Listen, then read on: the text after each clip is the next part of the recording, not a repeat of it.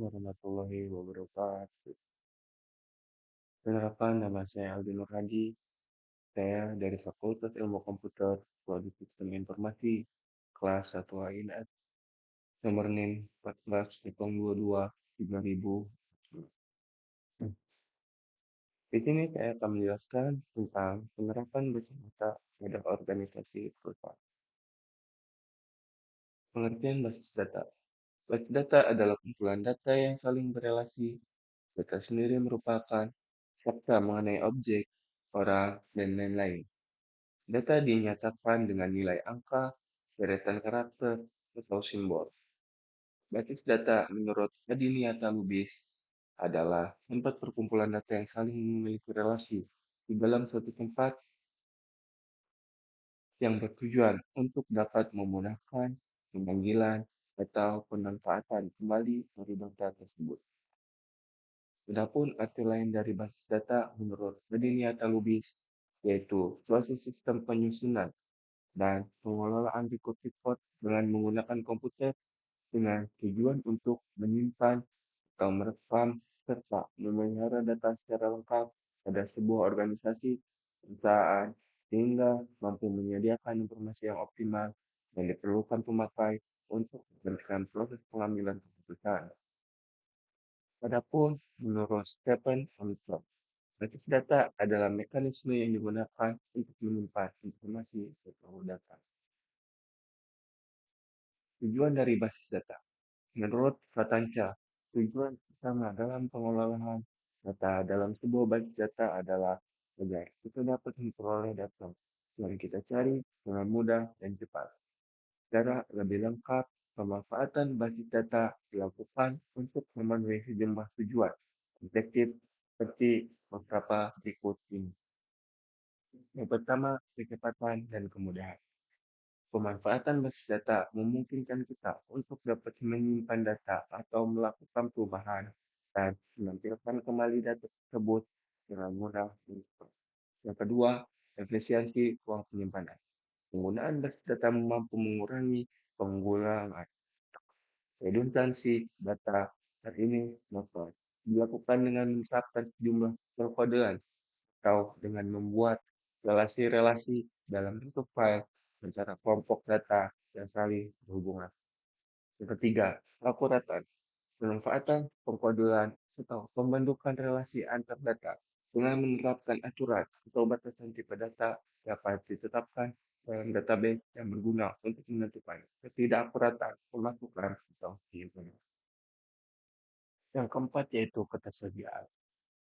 Dengan basis data, data yang sudah tidak dipakai dapat dipisahkan dari sistem database yang sedang aktif. Ini dapat dilakukan dengan cara penghapusan atau memindahkannya ke media backup untuk menghemat waktu. Selain itu, dapat memanfaatkan teknologi jaringan komputer agar data yang berada di suatu lokasi atau cabang dapat juga diakses oleh lokasi atau cabang lainnya. Yang kelima, kelengkapan. Agar data yang dikelola senantiasa lebih baik relatif terhadap kebutuhan pemakai maupun terhadap waktu. Hal ini dapat dilakukan melalui penambahan record-record berupa perubahan struktur basis data, penambahan field, pada table, atau penambahan tabel baru. Yang keenam, keamanan. Walaupun tidak semua sistem basis data menerapkannya, keamanan dalam penggunaan basis data diperlukan sebagai sistem yang besar dan serius. Dengan penerapan ini, setiap pengguna dibedakan hak aksesnya, yakni ditentukan objek-objek mana saja yang bisa diakses dan proses apa saja yang bisa dia lakukan. Yang ketujuh adalah kebersamaan.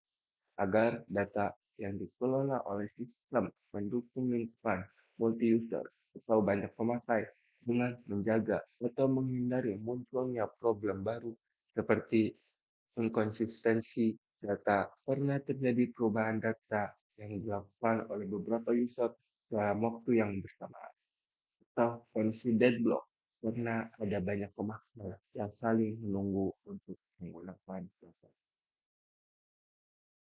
Manfaat penerapan basis data pada organisasi perusahaan. Database atau basis data memiliki rangkaian manfaat berupa manfaat operasional, dan peningkatan produktivitas perusahaan. Berikut adalah manfaat basis data pada perusahaan. Yang pertama, membantu pengelolaan data tentang.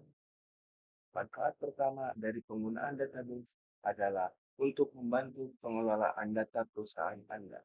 Sesuai dengan fungsi dari database yaitu untuk menyimpan dan mengelola data, fungsi pertama tersebut tentu akan sangat bermanfaat dalam proses pengelolaan data perusahaan Anda. Dengan adanya database, Anda dapat menyimpan data yang baru yang disusun sesuai format yang diinginkan.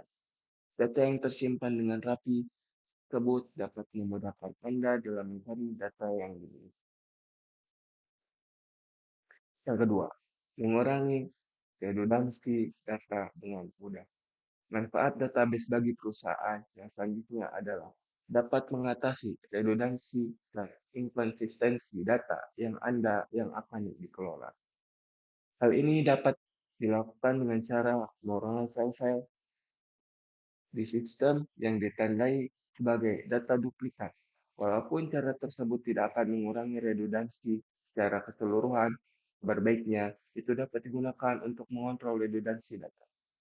Yang ketiga, menjaga privasi perusahaan. Anda dapat mengetahui kapan, di mana saja, dan siapa saja yang masuk ke dalam database perusahaan. Database telah dilengkapi dengan sistem keamanan data, sehingga hanya orang-orang tertentu saja yang dapat mengakses informasi di dalamnya demi menjaga privasi data yang perusahaan Anda miliki. Yang keempat, meningkatkan performa kerja karyawan. Database dapat diakses oleh banyak orang di waktu yang bersamaan. Hal ini tentu saja akan membantu meningkatkan performa kerja karyawan di perusahaan Anda. Bentuk-bentuk pemanfaatan basis data pada organisasi perusahaan. Bentuk-bentuk organisasi atau perusahaan yang menerapkan basis data sebagai komponen sistem informasi dalam organisasi atau perusahaan dapat berupa, yaitu perbankan. Dalam melakukan pengelolaan data, nasabah atau data tabungan atau data pinjaman, pembuatan laporan-laporan akuntansi, layanan informasi pada nasabah atau calon nasabah, dan lain-lain. Yang kedua, asuransi. Dengan melakukan pengelolaan data nasabah atau data pembayaran premi, pemrosesan pengajuan, klaim asuransi, dan lain-lain. Yang ketiga, rumah sakit. Dalam melakukan pengelolaan histori, penyakit, atau pengobatan pasien, menangani pembayaran perawatan, dan lain-lain. Yang keempat, produsen barang. Dalam melakukan pengelolaan data keluar masuk barang, inventory, dan lain-lain. Yang kelima, industri manufaktur. Dalam membantu pengelolaan, pesanan barang, mengelola data karyawan, dan lain-lain.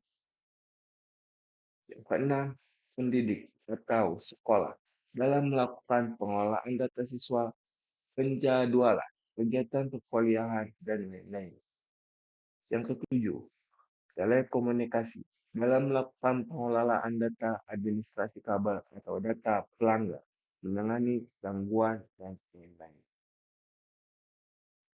Mungkin hanya itu yang bisa saya jelaskan mengenai penerapan basis data pada perusahaan. Bila ada kata-kata yang kurang berkenan atau penjelasan saya yang kurang jelas, mohon dimaklumi. Sekian. Assalamualaikum warahmatullahi wabarakatuh.